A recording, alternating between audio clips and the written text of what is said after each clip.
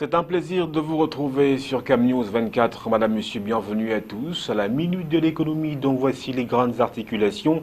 Énergie électrique, plus de 161 000 branchements électriques réalisés depuis juin 2014 au Cameroun. Des abonnements qui ont permis de faire passer à 975 018 le nombre de clients de la société de distribution, de production et de transport et même de commercialisation de l'électricité. Obtenir de l'or à partir des matériaux électroniques, cela est possible avec le recyclage des déchets électroniques, une initiative qui présente également l'avantage de contribuer à la protection de l'environnement. Focus dans ce programme économique dont nous venons de vous décliner la vitrine. La minute de l'économie sur Cam News 24, une réalisation de Yves Anselme Tadiofo. Nous vous le disions en titre énergie électrique, plus de 161 000 nouveaux branchements d'électricité ont été réalisés au Cameroun depuis juin 2014, date de la prise de contrôle de la Compagnie nationale d'électricité, la société Energy of Cameroon, ENEO, par le fonds d'investissement britannique Actis. Ces branchements portent à 975 018 le nombre de clients de la société de production, de transport, de distribution et de commercialisation de l'électricité. Selon ENEO, le concessionnaire du service public de l'électricité, ce volume de nouveaux branchements fait suite à la prise d'un certain nombre de mesures visant à optimiser les rendements sur ce segment d'activité. Il s'agit entre autres de la réduction du montant de l'avance sur consommation pour les branchements sociaux, la simplification des procédures aux demandeurs de branchement au réseau électrique, la mise en place d'une agence en ligne permettant aux usagers de soumettre leurs demandes sans se déplacer, ou encore l'accroissement du stock de matériel de branchement pour une meilleure réactivité des équipes en cas de sollicitation. Cette amélioration de l'accessibilité au réseau électrique au Cameroun ces 2 dernières années s'explique aussi par la mise en place d'un nouveau cadre contractuel entre l'entreprise et ses partenaires chargés du volet branchement afin d'améliorer la vitesse d'exécution des travaux.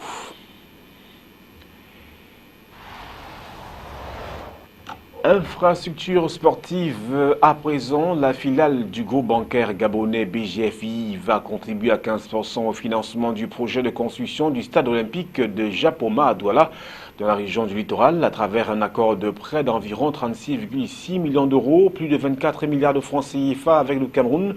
Ce montant représente la contrepartie camerounaise au financement du complexe sportif cité.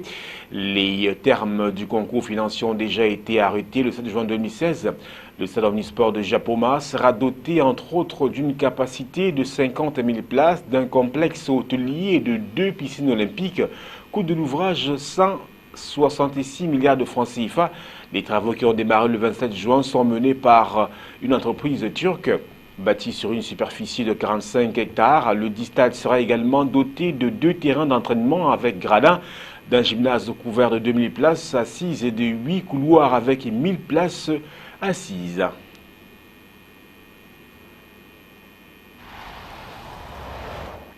Parlons à présent de croissance. Eh bien, la croissance sera en baisse en zone CEMAC.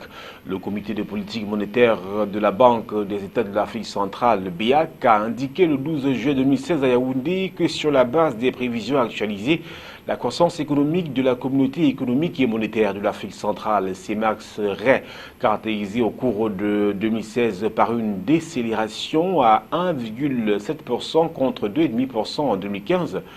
Cette perspective économique du comité de politique monétaire ce mois de juillet est largement en deçà de celle de mars dernier qui prévoyait un taux de croissance de 2% pour 2016. Sur un autre plan, le gouverneur de la BEAC a affirmé qu'il y aura une reprise des pressions inflationnistes tout en restant autour de la norme communautaire à 3% contre 2,4% un an plus tôt. Le taux de couverture extérieure de la monnaie, lui, est de 102,7%. Tenant compte de ces analyses et après examen des différents facteurs influençant la stabilité monétaire et financière, le comité de politique monétaire a décidé de maintenir inchangé le principal taux directeur de la BEAC. Le comité de la Banque centrale a en outre adopté les objectifs monétaires et de crédit révisés des 6 États de la CEMAC pour le 4e trimestre 2016 et le 1er trimestre de 2017 sur la base des différents cadrages macroéconomiques des pays.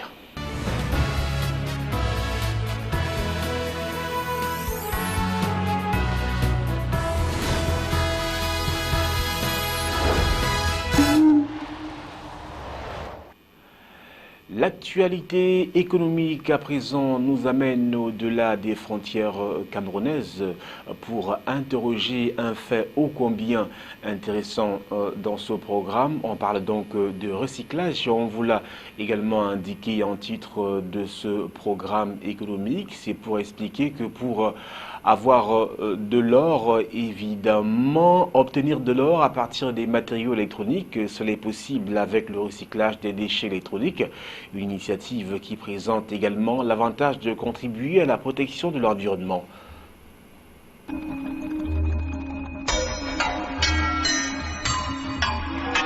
À Anvers, des ingénieurs ont trouvé le moyen de transformer certains déchets en or. Et la formule est à prendre au pied de la lettre. La société Umicore récupère chaque année des milliers de tonnes d'ordinateurs et de téléphones portables hors d'usage, venus du monde entier, pour en extraire toutes sortes de métaux. Du cuivre, de l'argent, du palladium et surtout de l'or.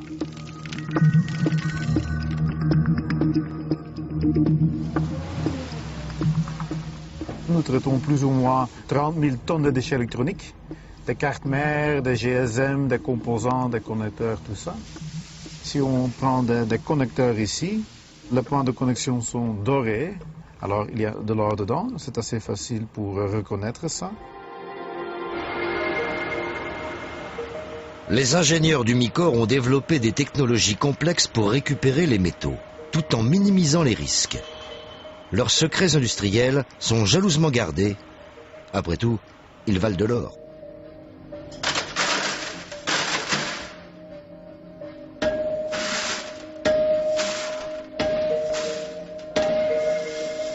Adjugé.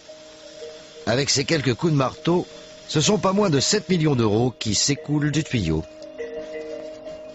Alors ici, la production de l'or des déchets électroniques est à un niveau de plus ou moins 6 tonnes par an. Pour le moment, le prix d'or est très élevé, 25 000 euros par kilogramme. Alors cela signifie déjà une certaine valeur. 6 000 kilogrammes fois 25 000 euros, c'est impressionnant. Impressionnant en effet. 150 millions d'euros par an, auquel il faut ajouter le prix de tous les autres métaux précieux récupérés par Umicore. Nos téléphones portables, eux aussi, recèlent de petits trésors.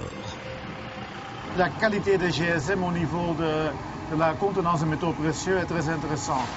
Si on jette le GSM dans la nature, naturellement, les métaux sont perdus et en quelques circonstances, la batterie peut même exploser. La récupération limite donc les risques pour l'environnement. Et elle a un autre avantage. Le filon des appareils usagés ne risque pas de se tarir. Si on ne fait pas le recyclage, à long terme ou à mi-terme, quelques ressources de métaux seront épuisées. Et à partir de ça, il n'y aura peut-être pas de solution, il n'y a pas de substitut. Si on fait le recyclage de déchets électroniques, on arrive à une qualité au niveau de l'or de 300 ou de 350 grammes par tonne. Alors c'est une mine, mais une mine plus riche que les mines en Afrique du Sud, par exemple. Ces montagnes de téléphones au rebut valent donc toutes les mines du Transvaal. Mais attention, ne vous improvisez pas vous-même chercheur d'or en brûlant une carte d'ordinateur. Vous vous empoisonneriez, vous et vos voisins avec, pour un résultat nul. Au Ghana, des jeunes inconscients du danger espèrent récupérer les métaux précieux en brûlant des composants. Ils s'intoxiquent avec les dioxines et autres poisons créés par la combustion des plastiques. Une étude a récemment montré qu'ils vivaient rarement au-delà des 25 ans. C'est très important d'avoir un système efficace, pas seulement pour récupérer des métaux, mais aussi pour détruire des dioxines qui sont ou qui peuvent être formées dans la fonte. Même toxiques, nos déchets peuvent valoir leur pesant d'or. Leur recyclage est donc doublement utile. Il permet d'éviter des pollutions dangereuses et d'économiser des matières premières qui se font de plus en plus rares.